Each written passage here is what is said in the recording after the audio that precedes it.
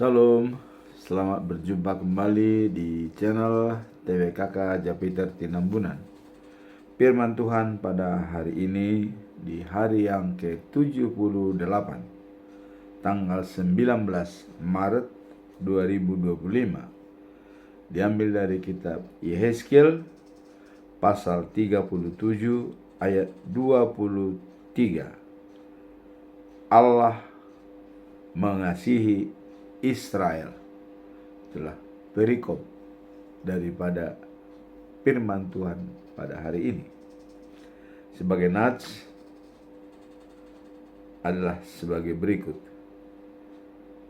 Mereka tidak lagi menajiskan dirinya dengan berhala-berhalanya atau dewa-dewa mereka yang menjijikkan, atau dengan semua pelanggaran mereka, tetapi aku akan melepaskan mereka dari segala penyelewengan mereka, dengan mana mereka berbuat dosa dan mentahirkan mereka, sehingga mereka menjadi umatku dan aku akan menjadi Allahnya.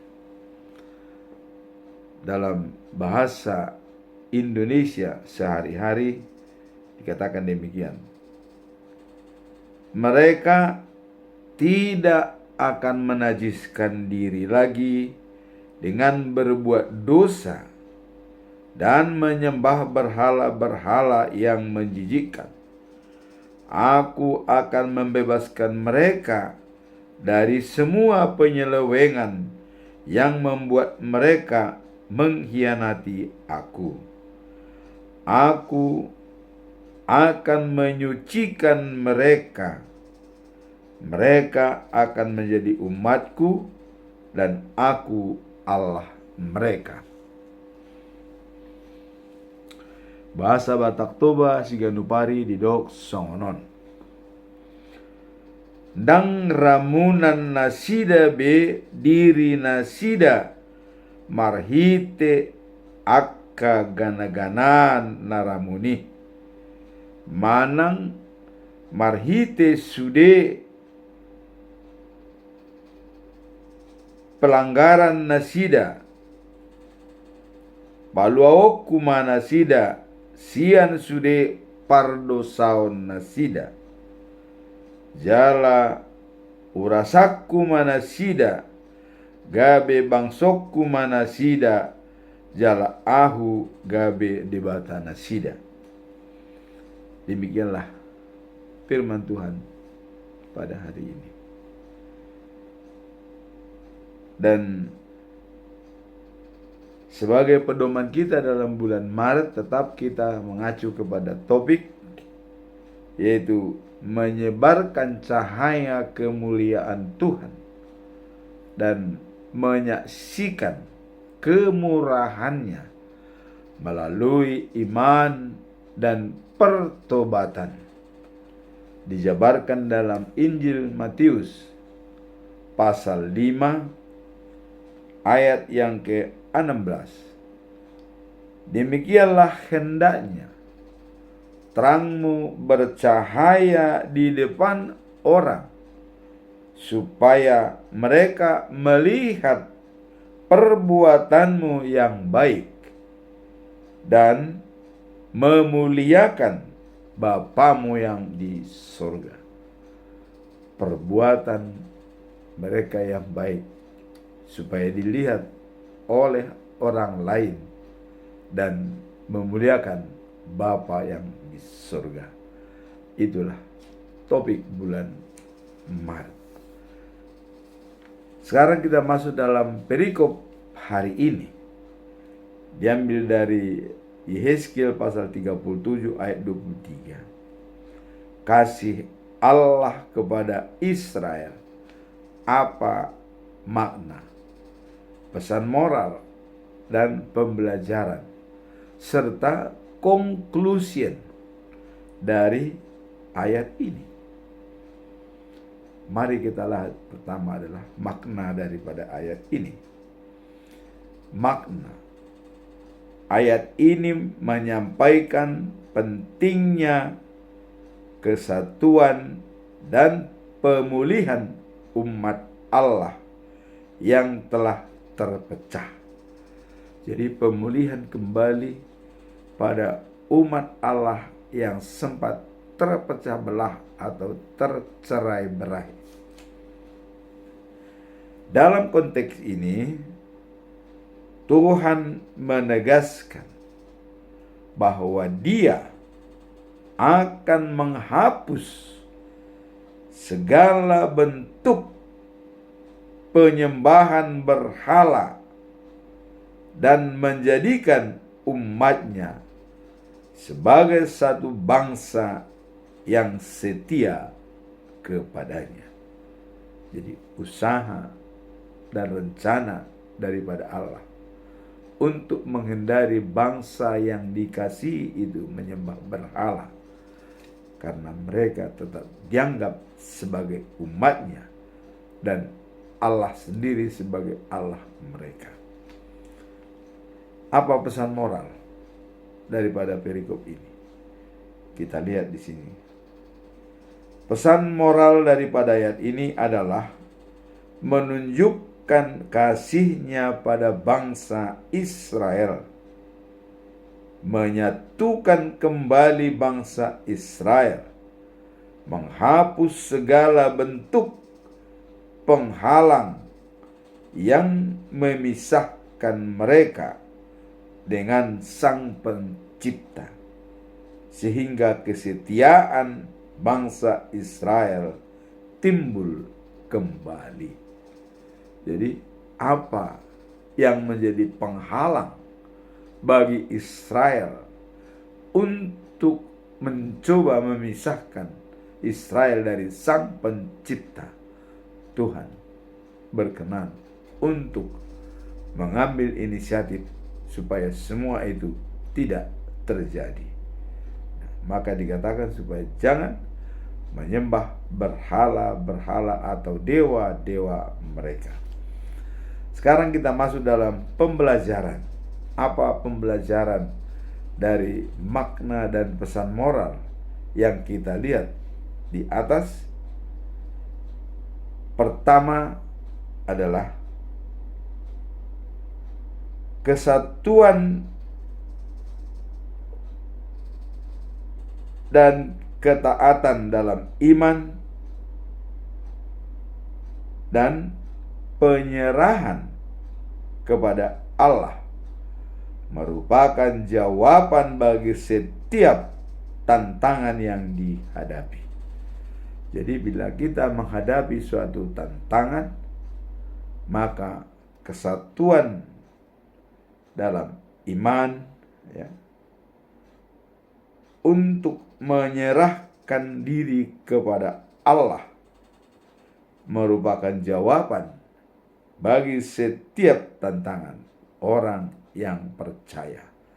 Artinya, apapun yang kita hadapi, apabila kita mengandalkan Tuhan dan penyerahan diri kepadanya, maka semua itu dapat diatasi dengan baik.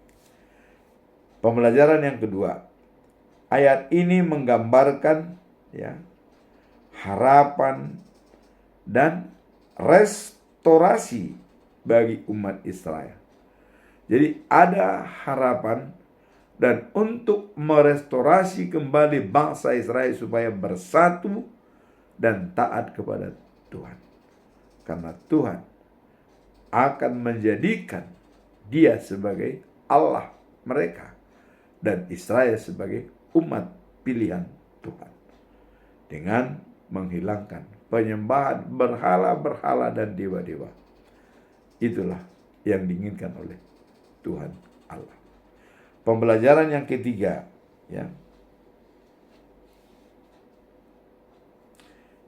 di mana Tuhan berjanji membawa kembali umatnya ke tanah mereka dan menyatukan mereka di bawah satu gembala, yaitu Allah sendiri.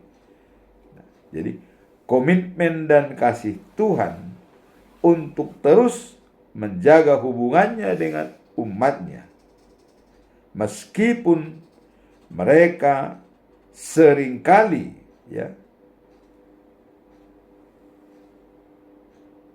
melanggar perjanjiannya. Jadi walaupun mereka seringkali melanggar perjanjiannya,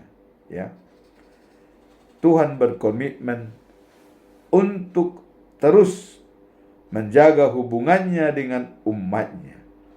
Jadi hubungan baik antara Tuhan dengan umatnya itu selalu dijaga, walaupun katanya sering melanggar perjanjiannya. Jadi kalau dalam istilah Batak, kita bisa simpulkan bahwa Allah itu adalah parbahul-bahul nabulun. Artinya tetap mempunyai pengampunan dan ingin memperbaiki hubungan Tuhan dengan manusia. Sekarang apa tugas daripada manusia itu sendiri? Kembalilah kepada Tuhan, seperti dianjurkan dalam pedoman kita dalam bulan Maret, yaitu menyaksikan kemurahan Tuhan melalui iman dan pertobatan. Pertobatanlah yang bisa menyaksikan apa kemurahan Tuhan kepada kita.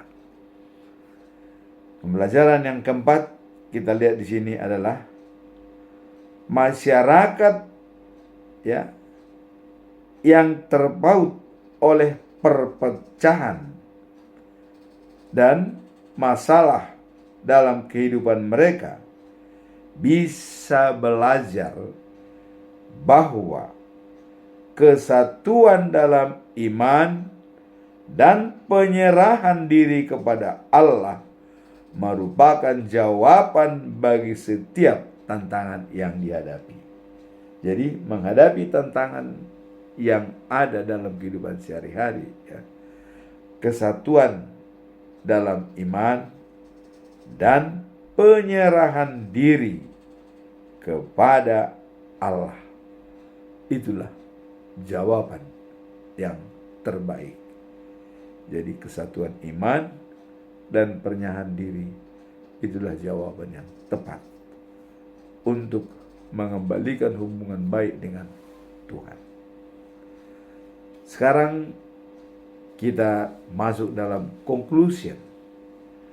Apa kesimpulan kita tentang perikop ini, perikop ayat ini, yang baik ditinjau dari segi makna, pesan moral, dan juga pembelajaran? Saya tetap mengajukan 3 buah pertanyaan yang harus kita pecahkan bersama. Pertanyaan pertama adalah, apa yang menjadi penghalang terbesar dalam kehidupan spiritual saat ini yang membuat diri terpisah dari kesatuan iman? Jadi bisa diri kita terpisah dari kesatuan iman, artinya tidak sesuai kata dan perbuatan, artinya tidak mempunyai integritas. Dan sebagai jawaban adalah, dalam kehidupan spiritual banyak faktor yang dapat menjadi penghalang bagi seseorang untuk merasa terhubung dengan iman, termasuk kebisingan dunia, tekanan lingkungan, serta keraguan yang muncul dalam hati kita. Kita sering ragu-ragu, sama seperti gelombang ombak yang dihembuskan angin di laut. Tidak jelas kemana arahnya. Nah, di sini pun dikatakan kita sering ragu-ragu di samping kebisingan dunia yang sudah teknologi canggih dan tantangan zaman ini, smart gadget, semua. Ya. Nah, kemudian dikatakan tekanan lingkungan yang tidak sepaham dengan kita, yang tidak satu iman kepada kita, itu bisa menjadi tantangan bagi kita dalam situasi saat ini. Nah, jadi ini adalah hal-hal yang membuat seorang terpisah dari kesatuan iman dalam kehidupan sehari-hari. Jadi untuk mengatasi hal ini, ya, tetap waspada dan setia kepada isi Alkitab. Kita lihat dalam Filipi pasal 4 ayat 6 sampai dengan 7. Janganlah hendaknya kamu khawatir tentang apapun juga. Di sini dikatakan jangan pernah kita khawatir tentang apapun juga. Jangan ragu-ragu, jangan bimbang. Jangan kita bisa dipengaruhi oleh situasi dan lingkungan. Tetapi dikatakan di sini,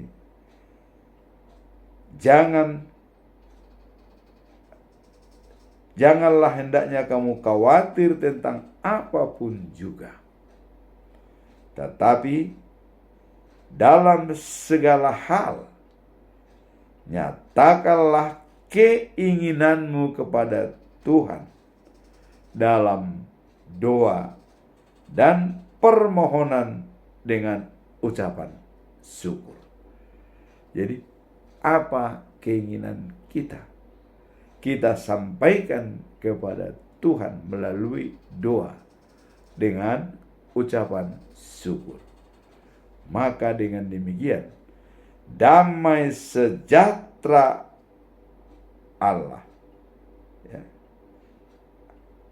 akan melampaui segala akal dan memelihara hati dan pikiran dalam Kristus Yesus. Jadi apabila penyerahan diri kepada Tuhan dan kita nyatakan keinginan kita di dalam doa, maka dikatakan damai sejahtera melampaui segala akal yang memelihara hati dan pikiran kita di dalam Yesus Kristus. Jadi artinya hati dan pikiran kita tetap terpelihara di dalam Yesus Kristus.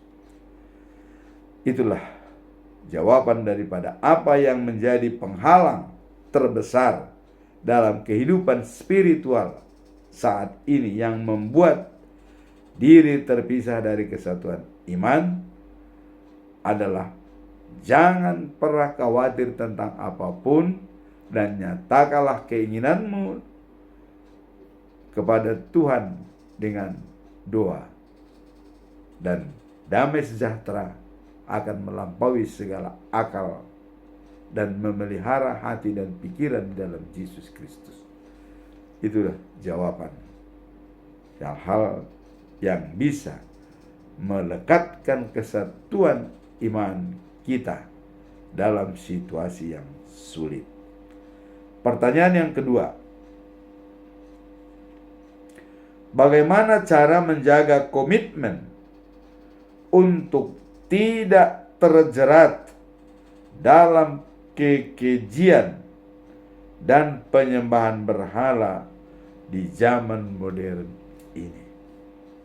Jadi di zaman modern ini berhala-berhala banyak muncul. Di sini dikatakan bagaimana cara menjaga supaya komitmen kita kepada Tuhan tidak terjerat dalam kekejian dan penyembahan berhala di zaman modern. Kalau penyembahan berhala di zaman dulu itu jelas menyembah patung dan dewa-dewa. Tapi berhala pada saat ini termasuk tantangan dalam teknologi dan juga perkembangan dunia yang bisa membuat kita bimbang dan ragu. Di sini dikatakan, ya, menjaga komitmen untuk tidak terjerat dalam kekejian dan penyembahan berhala di zaman modern ini adalah, ya, suatu tantangan bagi kita, termasuk perkembangan teknologi. Namun, ya, sangat memungkinkan suatu tantangan, ya, dilakukan dengan mengikuti ajaran Alkitab dan mengandalkan kekuatan Tuhan. Jadi sebagai kuncinya, key pointnya adalah mengandalkan kekuatan dalam Alkitab dan, ya, mengandalkan kekuatan iman. Jadi di samping kita mengandalkan Alkitab, juga kekuatan iman.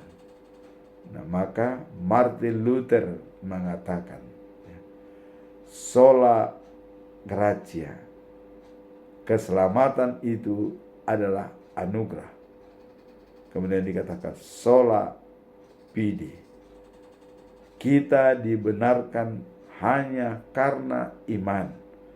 Tanpa iman percaya, kita tidak bisa dibenarkan.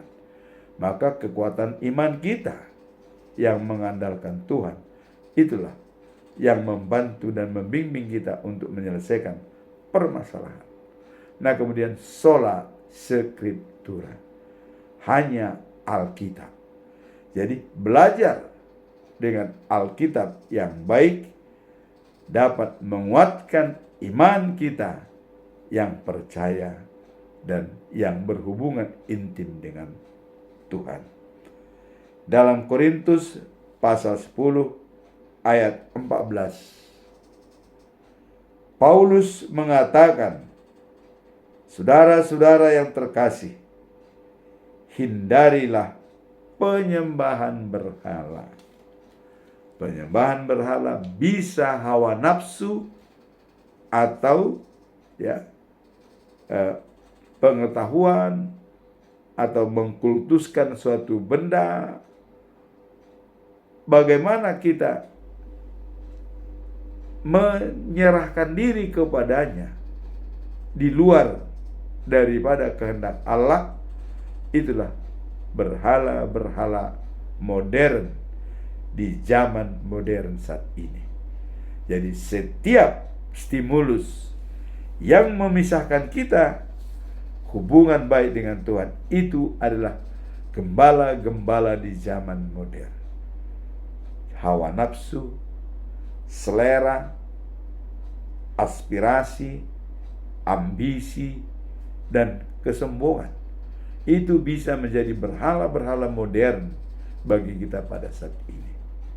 Maka tugas kita adalah menghadapi 3 tantangan besar, yaitu selera dan nafsu, kesombongan dan kepura-puraan, aspirasi dan ambisi. Apabila kita melarutkan diri pada 3 hal itu, itulah berhala-berhala modern pada saat ini. Nah, kemudian kita lihat bicara filosofi. Hal ini dikatakan Paulus, ya, adalah menggantikan posisi Tuhan dalam hidup kita.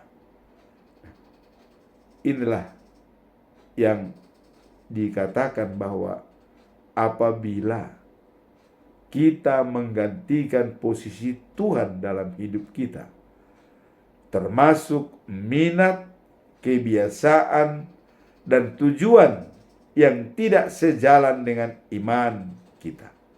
Jadi ada pertentangan antara iman dan pikiran dan tujuan kita. Itulah yang perlu diselesaikan dengan baik, termasuk minat, kebiasaan, dan tujuan yang kita jalankan. Nah, hal-hal yang dikehendaki Allah apa? Jadi untuk mencoba kita menggambarkan, ada hal-hal yang tidak diingini oleh Tuhan Allah atau sangat dibenci dan tidak ada ampun kepada hal tersebut. Apa itu yang dibenci oleh Allah? Dalam Amsal 6 ayat 16 sampai 19 ada 7 yang dibenci oleh Allah. Pertama adalah sikap yang sombong. Walaupun kita belum sombong, tapi kita punya sikap yang sombong, itu sudah dibenci oleh Allah. Yang kedua adalah mulut yang berbohong. Jadi selalu menyatakan dusta. Sering kita membohongi orang. Itu sangat dibenci oleh Tuhan Allah. Bahkan orang yang berbohong tidak akan berumur panjang. Itu salah satu syarat untuk berumur panjang. Jangan berbohong, jangan berdusta. Yang ketiga, tangan yang membunuh orang yang tidak berdosa. Artinya, orang yang tidak berdosa kita bunuh, kita hakimi. Ini sangat dibenci oleh Tuhan Allah. Kemudian yang keempat, otak yang merencanakan hal-hal yang jahat. Pikiran kita, otak kita baru merencanakan, itu sudah dibenci oleh Allah.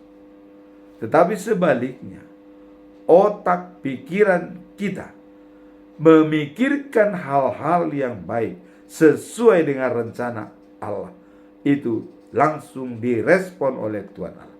Seperti contoh, Daud setelah dia memenangkan banyak musuh-musuhnya dari Palestina, Amori, Amon, ya, dia berada di istana yang megah. Dia berkata, memikirkan sesuatu hal. Saya akan membangun rumah Tuhan. Baru rencana dan belum terjadi. Nathan mengatakan, lakukan yang terbaik, karena engkau sudah ditolong oleh Tuhan Allah. Maka ya, Daud ingin membangun baik suci bagi Tuhan. Kenapa ingin membangun rumah Tuhan? Karena Daud melihat, memikirkan, ya, dia sudah memikirkan bahwa peti perjanjian Tuhan berada di kemah.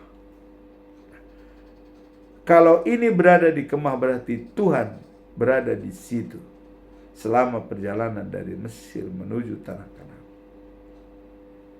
Tuhan langsung merespon kepada Nathan. Sampaikan kepada Daud, bukan dia yang membangun rumah bagiku, tapi anak kandungnya sendiri yang menggantikan tahta kerajaannya. Dan dialah yang membangun bait suci bagiku.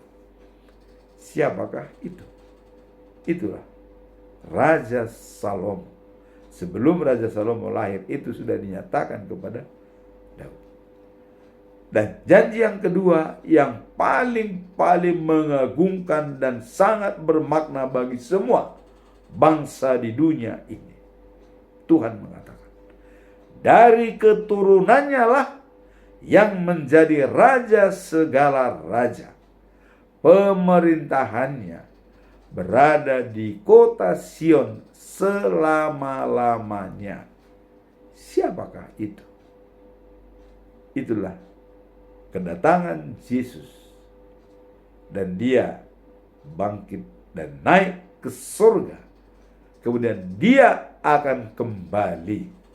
Itulah sekembalinya Yesus dari surga ke bumi ini. Dia menciptakan Sion yang baru, the New of Jerusalem. Sehingga penduduk bumi yang lama dan juga penduduk surga yang sudah ada disatukan jadi satu di kota Sion. Itulah Yerusalem yang baru. Dalam Wahyu pasal 21 ayat yang ke-9. Yerusalem yang baru diciptakan oleh Tuhan. Dan disitulah Allah memerintah yang esa. Satu pemimpin dunia di situ. Semua penduduk bumi dan penduduk surga bersatu di dalam tempat tersebut. Siapa yang bisa bersatu di situ? Itulah Tuhan mengatakan, menjanjikan hidup yang kekal bagi orang yang taat, yakin, dan percaya kepadanya, dan iman yang kuat selama kita di dunia ini, di tempat yang fana ini. Itulah syarat yang akan masuk ke dalam Yerusalem yang baru. Maka saya selalu mengatakan, life after life, the new of Jerusalem. Hidup setelah kehidupan kita saat ini adalah di Yerusalem yang baru. Nah, kemudian yang kelima, tadi otak yang merencanakan itu sama. Merencanakan yang jahat adalah dibenci oleh Tuhan Allah, tapi memikirkan hal-hal yang baik itu akan dipelihara oleh Tuhan Allah. Nah, kemudian yang kelima adalah kaki yang bergegas menuju kejahatan. Jadi kaki kita ini sering kita mau di mana tempat maksiat, di mana tempat yang tidak sesuai dengan firman Tuhan, kita pergi ke tempat itu. Misalnya di Lapo ada main judi, ya, ada main biliar dan segala macam. Ada tempat maksiat, ada perempuan-perempuan cantik yang melayani, ya, laki-laki. Kita rajin menuju ke sana. Nah, ini dibenci oleh Allah. Ya, dan ini ada pengalaman saya pribadi dengan Tuhan Allah. Tidak mungkin saya sampaikan dalam forum ini. Ada suatu saat itu akan saya sampaikan. Karena itu dibenci oleh Allah, maka saya melakukannya dan saya kena getahnya. Demikianlah poin yang kelima, kaki yang bergegas menuju kejahatan. Yang keenam, saksi yang terus-terusan berdusta, selalu menyatakan saksi palsu.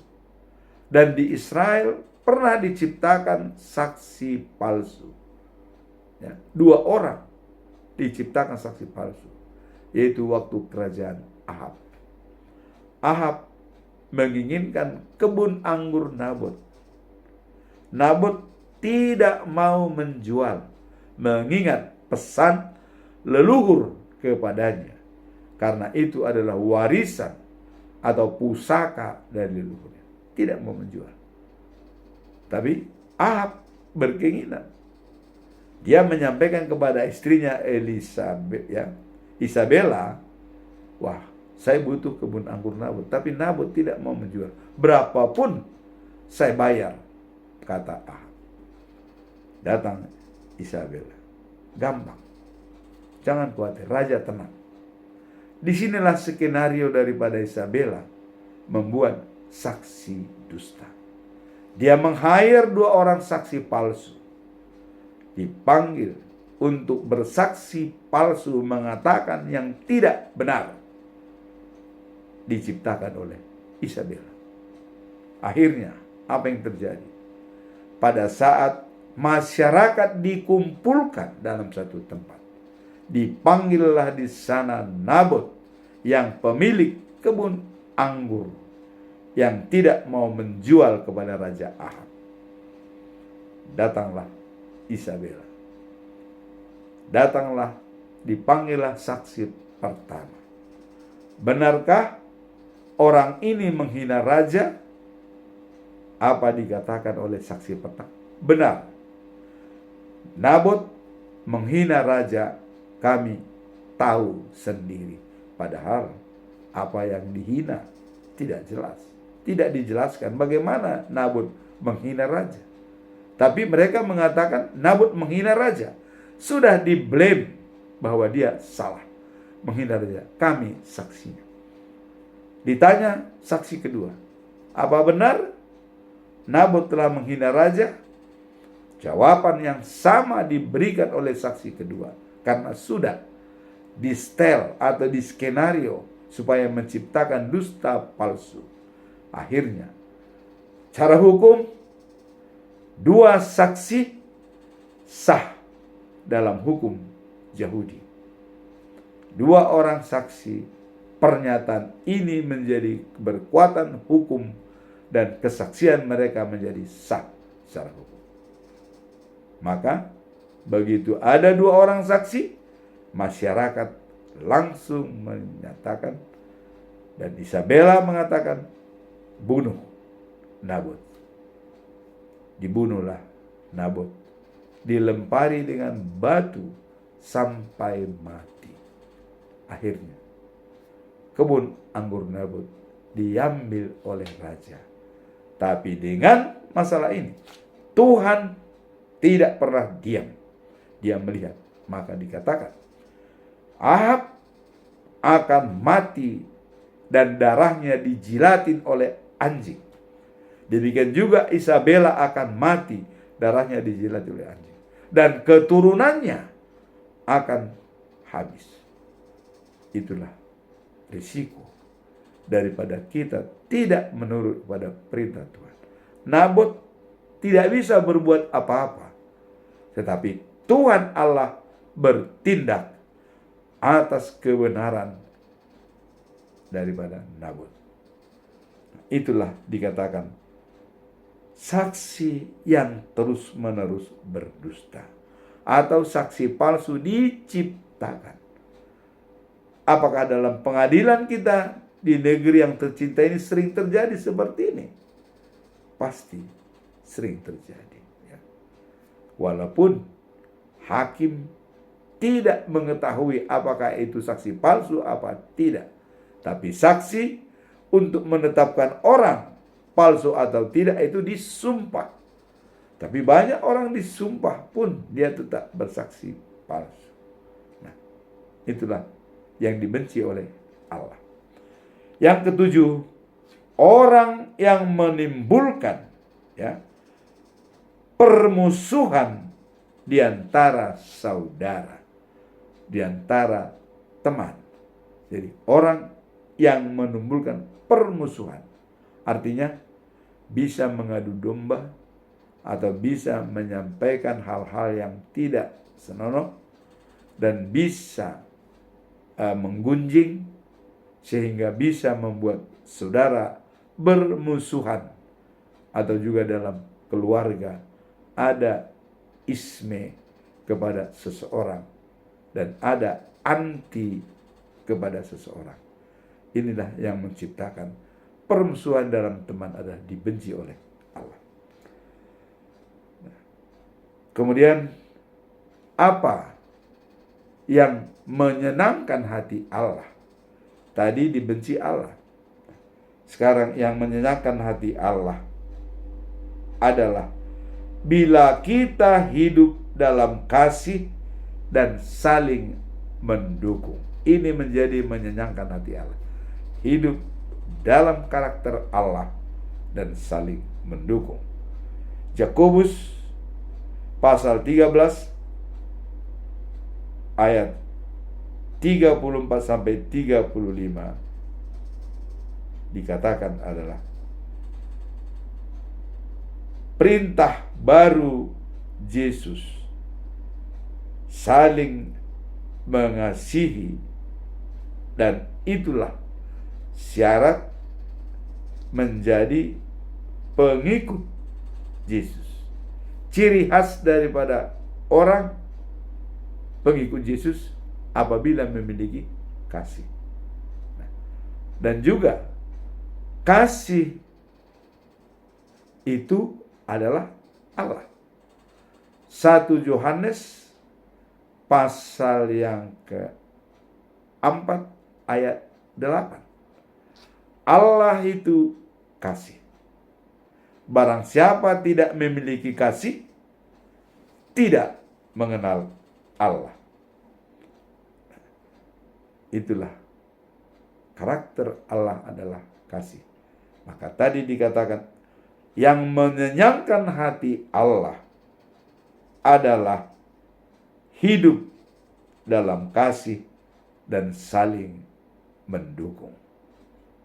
Dan untuk menjalankan ini, kita ingat dalam Galatia 6 ayat 9. Jangan jemu-jemu berbuat baik, karena kita akan menuai pada saatnya bila kita tidak lemah.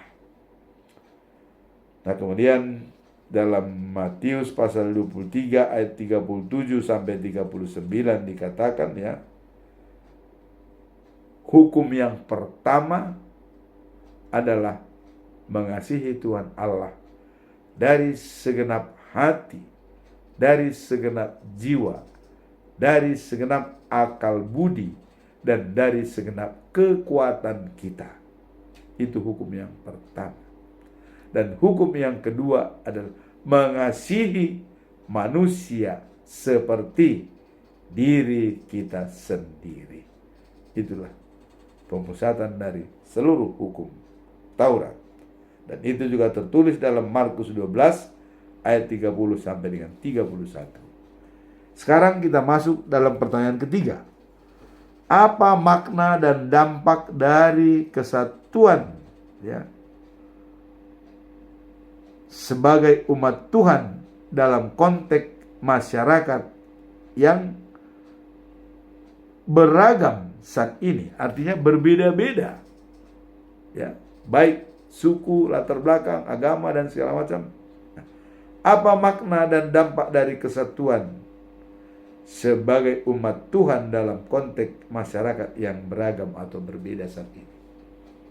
Jawabnya adalah kesatuan sebagai umat Tuhan memiliki makna yang sangat penting dalam konteks masyarakat yang beragam saat ini. Nah, di mana ya? Di mana perbedaan seringkali menjadi sumber konflik.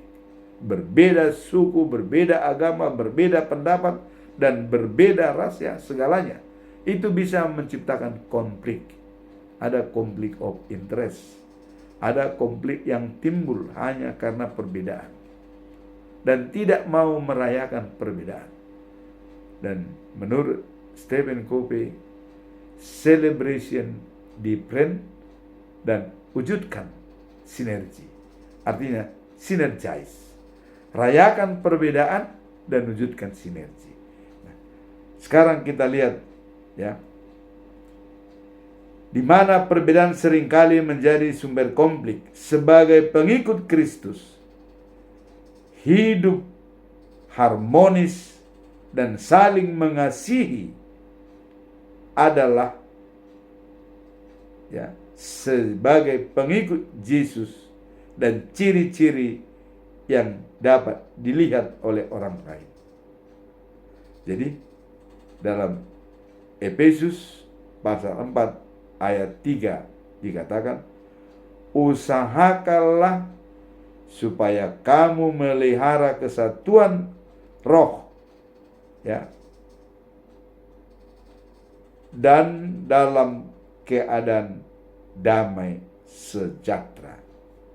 Jadi sebagai umat Tuhan, kita dipanggil untuk hidup harmonis dan saling merayakan perbedaan, bukan mengambil perbedaan sebagai dasar pemikiran, tapi rayakan perbedaan. Maka paling sulit apabila kita menyetujui hal-hal yang tidak kita setujui.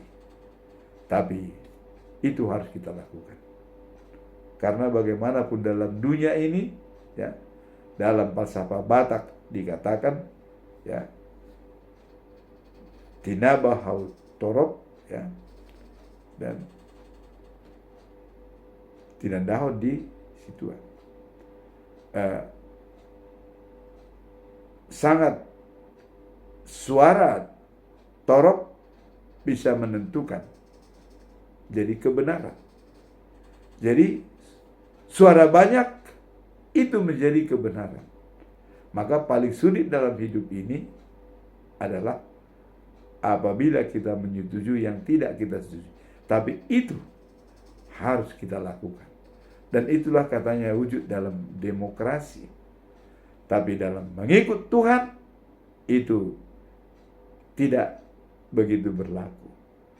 Karena yang menentukan kebenaran itu adalah firman Tuhan, bukan suara terbanyak. Maka sebenarnya dalam voting atau pemilihan dalam suatu hal itu kurang benar. Tapi yang benar adalah sesuaikan dengan firman Tuhan sebagai dasar untuk menentukan kebenaran yang hakiki. Semoga firman Tuhan pada hari ini bisa menguatkan kita untuk menjalankan kesatuan iman yang kuat, memuji dan memuliakan Tuhan. Jadi jiwa kita, pikiran kita, akal budi kita, dan kekuatan kita menjadi konsepsi sistem, saling menentukan, saling berhubungan, dan saling memengaruhi, dan saling mendukung antara yang satu dengan yang lain. Demikianlah firman Tuhan pada hari ini. Semoga menjadi kebenaran firman ini menjadi kekuatan bagi kita dalam menjalankan tugas kita sehari-hari yang penuh dengan tantangan, baik dari lingkungan maupun dengan dunia yang modern yang sudah berhala-berhala yang bergelimpangan di dalam zaman modern saat ini. Amin. Tuhan memberkati.